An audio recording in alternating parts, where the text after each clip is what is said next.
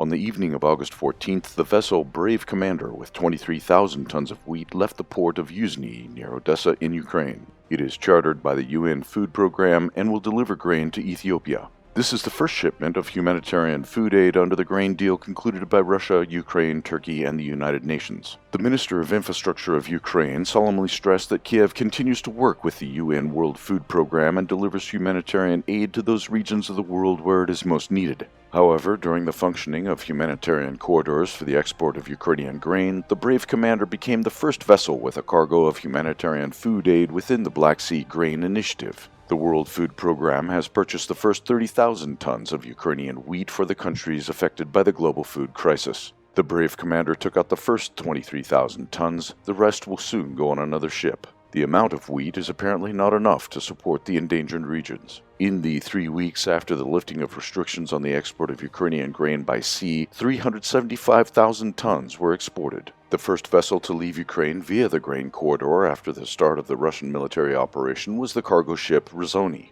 It was supposed to deliver 26,000 tons of corn to Lebanon, but the buyer refused to receive it due to the delayed delivery time. On August 14th, the ship reportedly approached the Syrian port of Tartus. Grain ships from unblocked ports of Ukraine were drawn not to starving countries in Africa, but to other regions of the world, mainly to Europe. European buyers reportedly got 217,000 tons. The statements of Kiev and its Western partners about the need to save the world from the food crisis turned out to be a lie. Humanitarian intentions quickly gave way to business interests. UN Secretary-General spokesman Stefan Dujarric threw up his hands, admitting that it was about commercial interests. The demand for grain crops has significantly increased in the European markets now due to a reduction in the harvest caused by both severe drought and a shortage of mineral fertilizers. Also, most of the Ukrainian grain is used for livestock feed. At the same time, Ukrainian farmers do not receive significant benefits from supplies to Europe. The Russian Foreign Intelligence Service reported that for 1 ton of barley, Ukrainian farmers receive only $30, which is almost 5 times cheaper than the cost of this grain.